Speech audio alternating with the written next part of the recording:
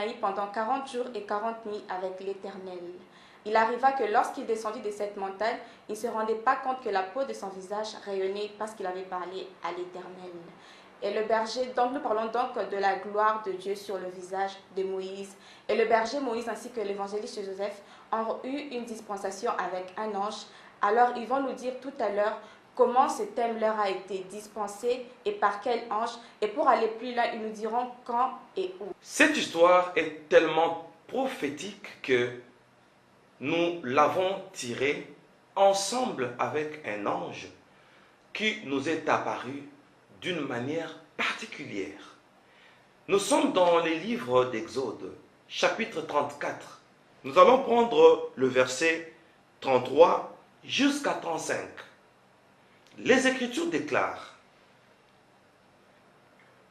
lorsque Moïse eut achevé de leur parler, il mit un voile sur son visage.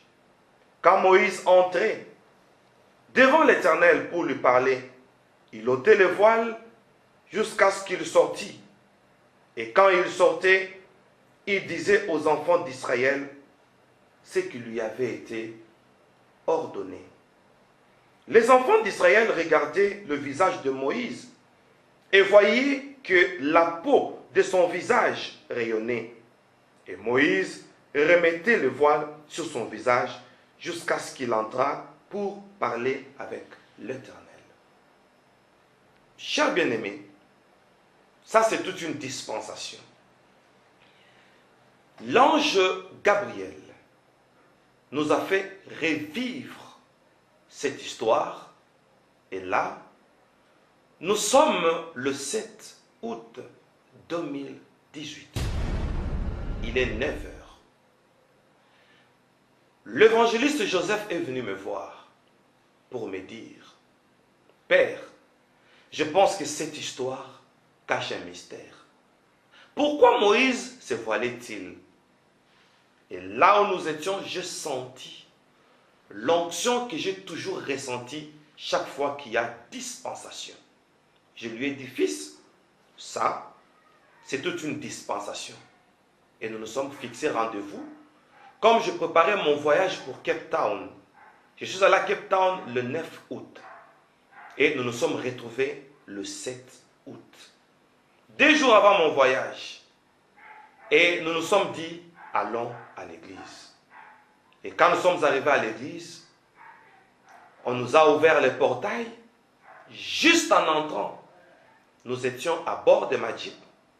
Nous ne sommes pas encore descendus. Et déjà là, dans la Jeep, l'ange Gabriel est apparu pour nous expliquer les prophéties contenues dans cette histoire très étrange. Chers bien-aimés, je crois que nous sommes plus d'un où cette histoire pouvait susciter la curiosité. Je crois que j'étais parmi des gens où cette histoire, en faisant la lecture de la Bible, j'ai été curieux de savoir ce que pouvait signifier la gloire de Dieu sur le visage de Moïse. C'est ainsi que, tellement que ça me tourmentait, j'ai vu l'homme de Dieu, le berger Moïse, disant que je sens qu'il y a des choses à comprendre ici. Pourquoi la gloire de Dieu ne pouvait pas descendre sur tout le corps de Moïse? Pourquoi la parole précise que ce n'était que sur la peau du visage de Moïse? Et comme l'a dit l'homme de Dieu, il a senti qu'il y avait des choses à dire. Il a dit non, autant mieux consulter le Seigneur. Et quand nous avons pris rendez-vous avec le Seigneur et quand nous sommes arrivés à l'église, pendant que nous étions encore dans la voiture du berger, c'est là qu'il y a eu cette apparition de l'ange Gabriel pour nous ouvrir l'intelligence sur ce thème, sur ce passage, sur la gloire de Dieu, sur le visage de Moïse. Il nous a dit des choses extraordinaires, des choses que je ne pouvais pas m'imaginer et des choses que je crois que vous aussi vous serez vraiment édifiés et étonnés. Suivons ensemble avec vous. Ainsi, l'ange Gabriel nous a dit: la gloire de Dieu sur le visage de Moïse a de choses à expliquer, les choses pour lesquelles je vais vous dispenser. Et cette dispensation aura quelques paramètres. La gloire de Dieu sur le visage de Moïse. Premièrement, ça s'explique sur le plan social. Deuxièmement, ça s'explique sur le plan doctrinal. Et troisièmement, ça s'explique sur le plan prophétique. Et il a posé la question à l'évangéliste. Choisis l'angle que tu veux en premier pour que je vous dispense. Et ça devenait encore plus fort, plus curieux. Nos cœurs sont montés comme en suspense. Alors Gabriel nous dira qu'il y a 3 aspects sur ce passage. Alors il m'a demandé de choisir lequel d'aspect je voudrais qu'il nous parle en premier. Alors, j'ai tenu compte du fait qu'à l'église, nous sommes en train de traverser une saison de Jéhovah Jireh où nous voulons voir la main de Dieu. Alors, automatiquement, je me suis d'abord dit, bon, comme nous voulons voir la main de Dieu, autant comprendre ce passage sur l'aspect social.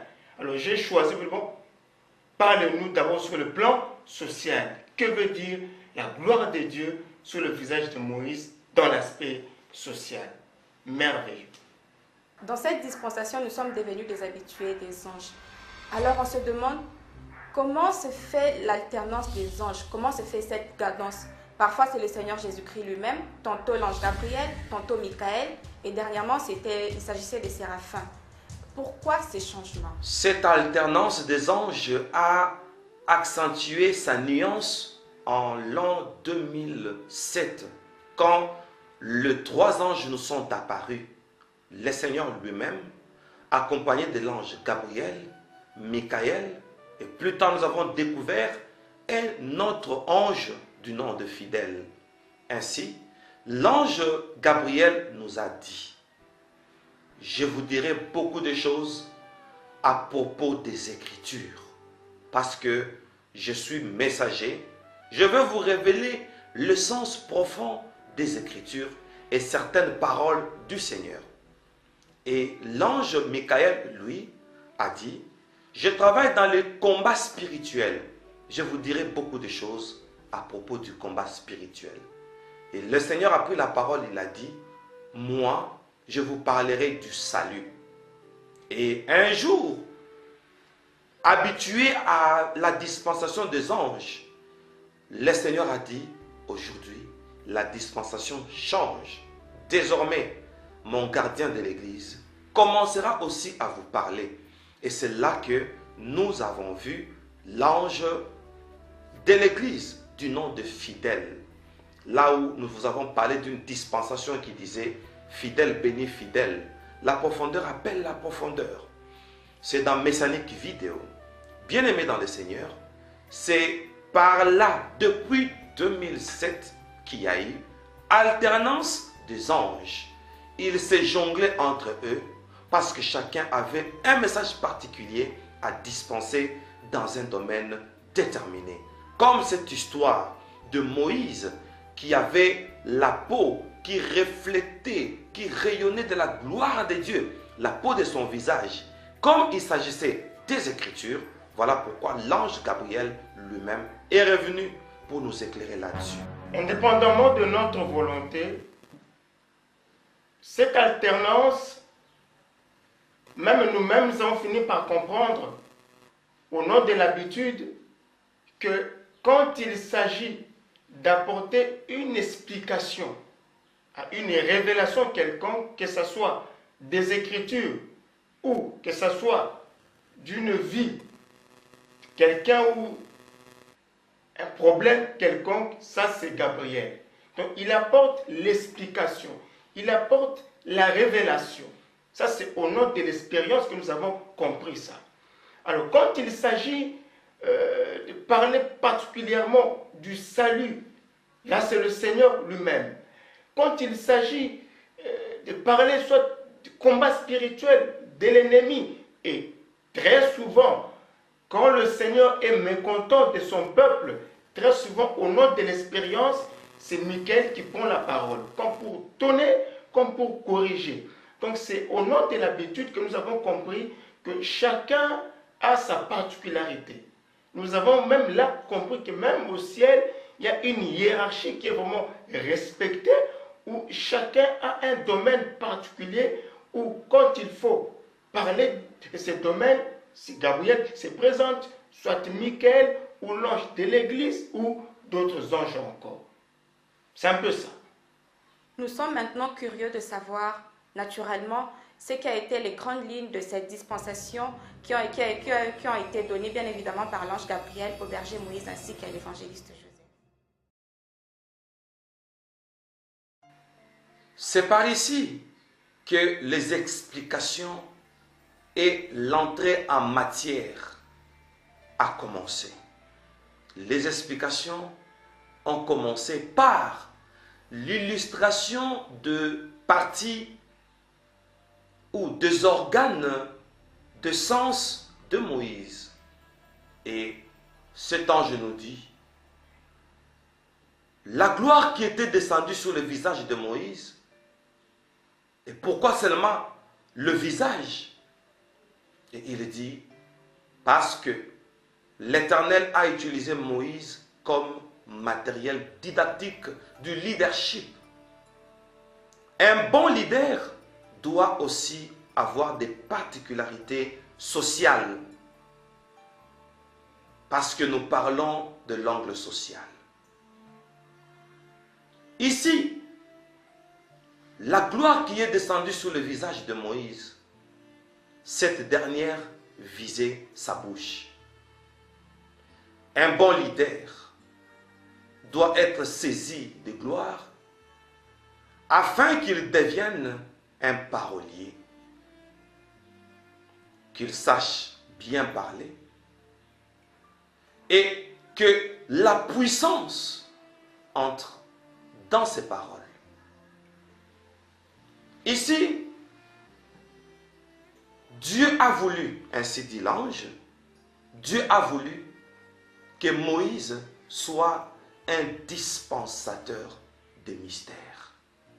Un vrai leader, c'est celui-là dont la parole est sortie de l'ordinaire. Parce qu'avec la parole, l'homme peut faire asseoir des choses. Avec la parole, l'homme peut créer à l'image de notre Dieu.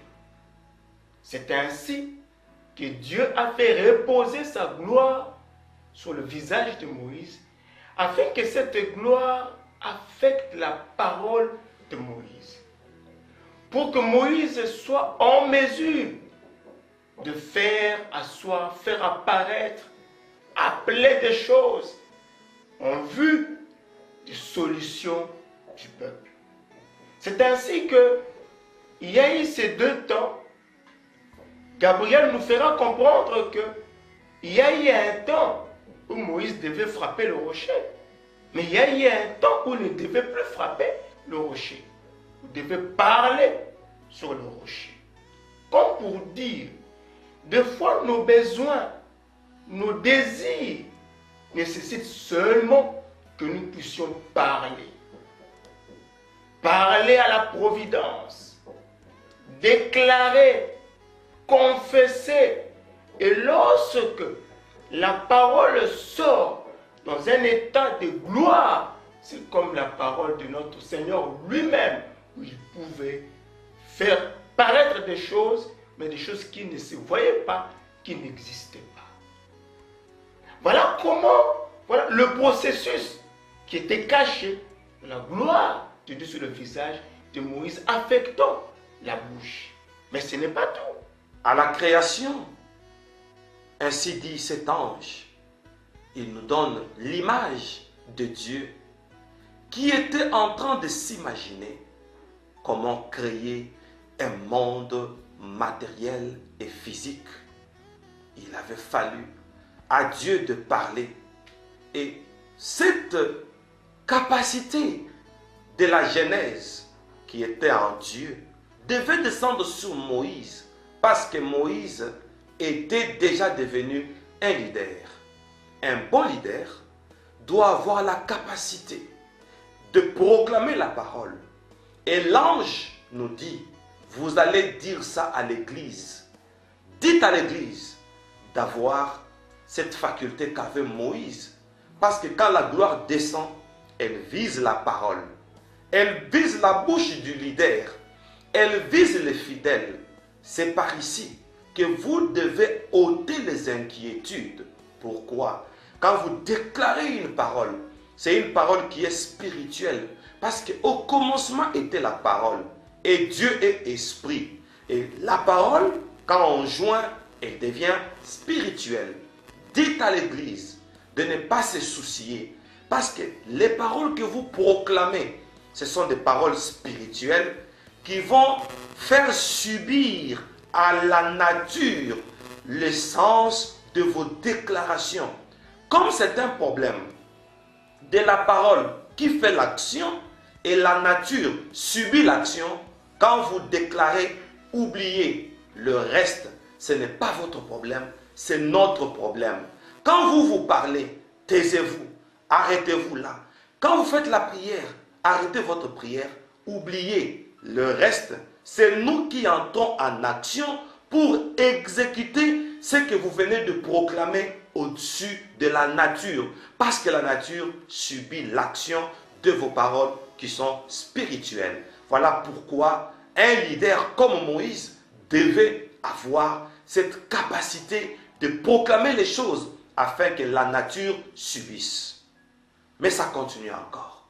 Il continue à nous expliquer. Il nous fait comprendre ceci. Il dit, votre maître avait l'habitude de faire des exercices à son peuple que vous ne comprenez jamais. Et que même maintenant, vous n'avez jamais compris. Qu'est-ce qu'il faisait? Quand quelqu'un, des fois, s'approchait de lui, il avait l'habitude de poser une question. Que veux-tu que je te fasse? Croyez-vous qu'en posant cette question, lui ne sait pas le besoin de la personne? Il connaissait bien le besoin de la personne parce qu'il est Dieu. Mais il voulait faire entrer les gens dans ce principe de confesser. Lorsqu'il dit, que veux-tu que je te fasse? Il fallait que l'homme me réponde, Rabbi, que je recouvre la vue. C'est déjà là une déclaration, un souhait émis par la parole, que je recouvre la vue. Et en retour, qu'est-ce que votre maître disait? Va, qu'il te soit fait selon ta foi, ou qu'il te soit fait selon ta parole. Voyez-vous? On reçoit ce dont on a besoin par la confession, par la parole. Alors des fois, cessez de vous plaindre, sachez déclarer. Donc, il voulait faire entrer son peuple dans ce principe. Donc comprenez que vous avez un pouvoir dans la parole. Il suffit de le dire tout haut. Je veux ceci, que je voie ceci, que j'ai ceci. Et comme l'a dit l'homme de Dieu, il dit, le problème avec vous, c'est le temps. Le temps, ce n'est pas votre domaine. Laissez à nous le temps et sachez, nous sommes des êtres très puissants. Très puissants. Lorsque vous confessez, nous exécutons. Nous exécutons. Ainsi dit, l'ange Gabriel ajouta, cette gloire qui était descendue sur le visage de Moïse, c'était pour lui ouvrir les yeux, parce que la lumière, c'est aussi l'image ou la prophétie de l'intelligence. Ici, la gloire est descendue sur Moïse, sur le plan social, afin que la vision de Moïse change et que cette vision ne soit pas la même avec le peuple. Parce que nous parlons de la société. Moïse, dans cette société d'Israël, parmi les enfants d'Israël, il voyait autrement. les enfants d'Israël se sont retrouvés devant la mer Rouge. Ils ne savaient quoi faire, où aller, parce que devant eux était la mer. Et derrière eux était l'armée de Pharaon, qui s'est dit sûrement que ce peuple est contraint par la mer Rouge. Pendant que le peuple criait, et quelques-uns pensaient à blâmer Moïse, disant que Moïse a piégé Israël, Moïse a levé ses mains. Il a dit, aujourd'hui, vous verrez la délivrance de l'Éternel. Et cet ange ajoute pour dire, la gloire est descendue sur Moïse, afin qu'il voie différemment du peuple, car il est un leader. Quand le peuple regarde l'armée, d'une part, la mer Rouge, d'une part, le peuple s'est senti contraint. Et cette peur pour Moïse était interprétée par la délivrance. Moïse regardait la mer, Moïse regardait l'armée de Pharaon. Lui voyait autre chose. Lui s'imaginait comment l'armée de Pharaon sera engloutie dans cette mer qui était devant le peuple comme un obstacle. Pour Israël, la mer était un obstacle, mais pour Moïse, la mer était un appât qui pouvait finir l'histoire de l'armée de Pharaon. C'est lui qui a la gloire sur son visage. Il voit autre chose. À la place de la détresse, lui voit la délivrance. À la place de la mort, lui voit la vie que le Seigneur veut apporter. Pour Moïse, plus le peuple est attaqué, plus Dieu veut, par cette attaque, démontrer sa puissance et de quoi il est capable. Voilà la vision que Moïse avait. Parce que la gloire est sur lui. C'est une prophétie qui dit, quand on a la gloire de Dieu sur soi, on voit les choses autrement. Donc la gloire est descendue pour ouvrir les yeux du leader. C'est merveilleux, bien-aimé. En parlant encore de ces choses, je continue à m'édifier davantage, vraiment. La gloire de Dieu sur le visage de Moïse. Lorsque ça affecte les yeux, c'est pour que l'homme voie comme Dieu peut voir. C'était ça le souci de Dieu pour Moïse. Maintenant que je te fais un leader, vois comme je peux voir. C'est une vision de gloire, une vision qui ne connaît pas de limites. Un vrai leader, c'est celui-là qui est toujours capable d'apporter des solutions aux problèmes. La capacité de percer ce que beaucoup ne peuvent pas percer. La capacité de concevoir, de voir loin. Bien-aimé, notre Dieu peut-il être limité? Alors j'ai compris ce que un chanteur congolais a dit. Il dit, toi, quand tu regardes, qu'est-ce que tu vois? Quand toi, tu peux voir la mort, Dieu voit la vie. Quand toi, tu peux voir la fin, Dieu voit un chemin. C'était ça le souci de Dieu. On a fait dans les yeux de Moïse pour que Moïse ait sa vision. Dieu ne connaît pas de limites, Dieu ne connaît pas de barrières. Dans le chaos, Dieu peut crier. C'est ça la vision de Dieu. Il voulait qu'un leader, même socialement, ait cette capacité-là, cette percée-là. Quand tout le monde peut pleurer, lui peut voir une solution. C'est merveilleux, n'est-ce pas? Nous étions là, dans la Jeep, et c'est là que tout s'est passé. Tout se disait, et il parlait, il continuait. Là où nous étions en train de noter, comme à l'école de Dieu. Et cet ange continue. Il était tellement sérieux qu'il nous a communiqué une onction. Et nous étions en train de trembler. Il parle et il continue pour dire, la gloire de Dieu sur le visage de Moïse, c'était pour impacter ses oreilles, afin que les oreilles du leader deviennent les oreilles branchées. J'ai compris qu'un leader par rapport au peuple, doit avoir 3 facultés. L'art de parler, l'art de voir et l'art d'entendre. Parler quoi? Proclamer des mystères. Voir quoi? Voir les mystères. Entendre quoi? Entendre les mystères. Il dit, un bon leader, s'il est branché, ses oreilles sont aiguisées. Aiguisées pour recevoir les initiatives. Ici, les initiatives, c'est le fait d'entendre la voix de Dieu comme Noé. Noé a entendu. Dieu lui a donné les mesures de l'arche. Noé ne savait pas où il allait. Mais lui, ce qui lui importait plus, c'était ce qu'il avait écouté. Ce qu'il avait écouté a généré sa foi et Noé allait vers l'inconnu. C'est comme Israël qui va vers l'inconnu. Il n'a jamais été à Canaan. C'est un pays d'autrui, de plusieurs peuples qui vivaient en union. Les Amoréens, les Jébusiens, le Phérézien, le Cananéen, etc.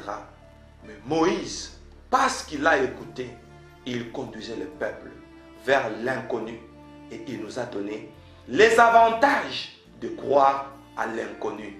Suivons ça. Bien-aimés, avant de vous parler des avantages, d'abord, il nous a dit ceci. Il dit, cette expression sera peut-être pour vous la première fois de l'écouter. Quelle expression? Il dit, j'appelle ça, nous appelons ça la gloire de la directive. Les oreilles branchées, eux appellent ça la gloire de la directive. Il a fait allusion à ce passage où il dit, tu entendras derrière toi la voix qui dira, voici le chemin. Soit vous irez à droite ou vous iriez à gauche. Quand on est branché, c'est pour recevoir des directives. Et quand on reçoit des directives, parmi les avantages, c'est atteindre la vraie destinée. Comme Noé. C'est ça la vraie destinée. Là, Noé n'avait pas le choix. On rate la destinée quand nous voulons savoir où nous allons. Quand nous cherchons à connaître. Et là, le choix peut intervenir. Alors, quand nous ne connaissons pas là où nous allons, là, nous n'avons pas le choix. C'est ça, atteindre la vraie destinée.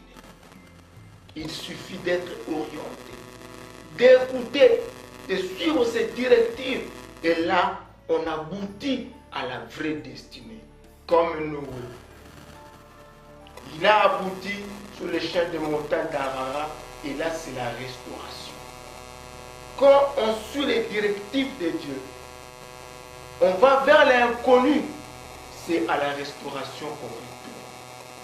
C'est ça la vraie destinée. C'est ça l'avantage majeur. Deuxième avantage, on ne sera pas trompé par les soi-disant prophètes. Car les prophètes ne connaissent pas tout, ne disent pas tout. Alors quand nous cherchons, quand vous cherchez à savoir, ça sera comment, je vais où? Là, vous allez vous retrouver entre les mains d'un faux prophète, il va vous désorienter. Aimez être conduit vers l'inconnu. Vous ne serez pas désorienté. Vous ne tomberez pas dans les pièges des faux prophètes. Voilà là les avantages de suivre les directives qui vous conduisent vers l'inconnu. Chers frères et sœurs, je nous promets la suite de la gloire de Dieu sur le visage de Moïse. Cette fois-là, ce sera sur le plan prophétique ainsi que sur le plan doctrinal. Et tout à l'heure, nous saurons ce qui a captivé particulièrement l'évangéliste Joseph ainsi que le berger Moïse. Il est temps, il est plus que temps. Nous devons maintenant changer la vision. C'est-à-dire, même la mer Rouge qui s'intercale sur ton chemin, dis-toi, cette mer Rouge a comme objectif, pas de t'empêcher à évoluer, mais d'engloutir les ennemis qui te suivent et de te permettre de traverser. La mer Rouge est un appât pour les ennemis, pas contre toi. Elle va s'ouvrir pour toi. Tu vas traverser et elle va engloutir ceux qui te poursuivent, afin que tu évolues sans ennemis. Plus le diable nous attaque, plus il vient se livrer sans le savoir.